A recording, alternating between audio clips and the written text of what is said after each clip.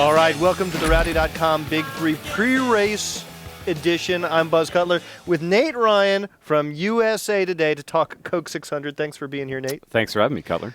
All right, so keys to the Coca-Cola 600. I think the first one, doesn't it have to be the fact that it's the 600? Yeah, the first one is just finish. The first one is it's 600 freaking miles long. And, bring a cup of coffee and a newspaper, maybe even in the car, because 4 hours and 15 minutes doesn't go by very quickly. And you got to be there at the end, as they say. You got to be there at the end, and 600 miles is a long time for anything to happen. Is this more of an issue, you think, for the drivers and their endurance, for the engines and their endurance, for a combination of the two? You know, it's not so much horsepower or motor related anymore. I can't think of the last time there was a significant engine failure in the Cup Series, not just in the 600, but really races period. It happens so infrequently, like once every 5 races maybe a star goes out. So 10 years ago that was a huge factor. Now I think it's just, especially if you look at what's happened this season, it's so strategy laden. It's so, do you take 2 tires? Do you take 4 tires? Do you risk the chance of going back in traffic and getting mired and not being able to get back to the front? That's going to play out to the nth degree in this race, even more so than we've seen in the last 3 races where, we saw Regan Smith at Darlington win just on a strategy call. We saw Matt Kenseth do the same thing at Dover. That's going to be even more magnified here. What's interesting about Darlington and Dover, of course, is they're not mile-and-a-half downforce tracks, yet clean air still was the key. If it was the key at tracks like those, you would think it's a premium at Charlotte. Right, and that's what Jimmy Johnson was saying that this week, that this track, unfortunately, they did too good a job of paving it. It's only really got one significant groove, and then you factor that in with mile-and-a-half tracks. The cars are so aerodynamically sensitive. There's no way around that, and when you're in the so-called clean air, which means when you're out of the turbulence of being around other cars that are disturbing all of the airflow around your car, and it's difficult to handle. When you're out in clean air, you usually can make up so much ground on the people behind you. So it's just a matter of staying ahead, unfortunately, instead of being able to just pass a car if you've got a better handling vehicle. So just stay close enough to the front that you can make a strategy call on the final pit stop to get track position. Sounds exciting, doesn't it? Wow. So I'm not going to tune in for the first 390 laps. I'll go. Yeah. All right. Well, issue number 2 is I think, and correct me if you have if you think I'm wrong, is the transition from day to night and how the crew chiefs and the drivers keep up with the changing track and how that affects the car. Yeah, and that's a constant refrain that this track is one of the most temperature sensitive racetracks in Sprint Cup, and then you throw in the fact that it starts at around 5:45 in late afternoon sun, and then it moves on into going into the nighttime hours under the lights. The cars change a lot, and I can remember one of the most dominant performances I've ever seen in the 600 was Jimmy Johnson won there in 2005, and I think he led like 319 of 334 laps, and even though he was so good throughout it, they kept adjusting on the car. I mean, Canales and him just kept making changes again and again and again.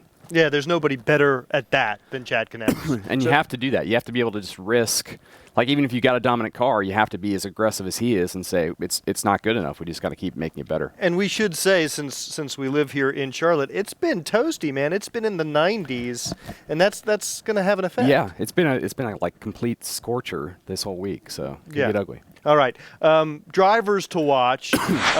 We got a little bit of information last night in qualifying. I'm not sure how much of that we will influence our picks. Who are the guys on the top of your list? I think you could look at a guy like Brad Keselowski, who's on the pole.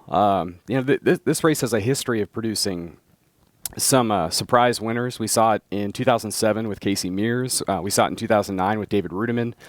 David Reagan would be another name I would look at. I mean, he's been running well lately. He doesn't have a victory yet in Cup, but Roush Fenway has been very strong. Any Ford driver, really. Yeah, well, and after his All-Star victory, you got to think Carl Edwards is probably the favorite.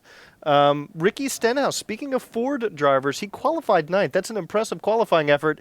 Is this a track where you see a first-time guy maybe getting a win? Yeah, it could be, Cutler. I mean, again, Bain has been strong in that car on the mile-and-a-half tracks. The Wood brothers have shown that they can scale back and do a limited schedule and be as strong as the other Roush Fenway cars. And again, the Ford cars right now seem to have amazing horsepower. So you never know. I mean, it would seem counterintuitive to think that a rookie can come in and win a 600-mile race, but.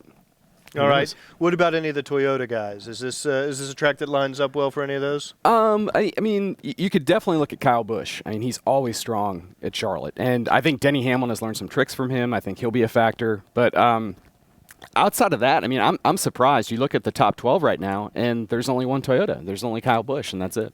Yet Casey Kane is pretty good at this track. He's won here before. He's actually won the 600 and the All-Star race back-to-back, and he's been looking a little racy of late. He's been better, certainly. And, he and Kenny Francis certainly have that rapport that you need over a 600-mile event, but the Red Bull cars just, I mean, they haven't been as strong for some reason. And they have that funky paint scheme, which isn't good. It does not look like a fast David paint Newton's scheme. face is on that car, which is very scary. Well, that in and of itself is enough to send them to the back of the pack.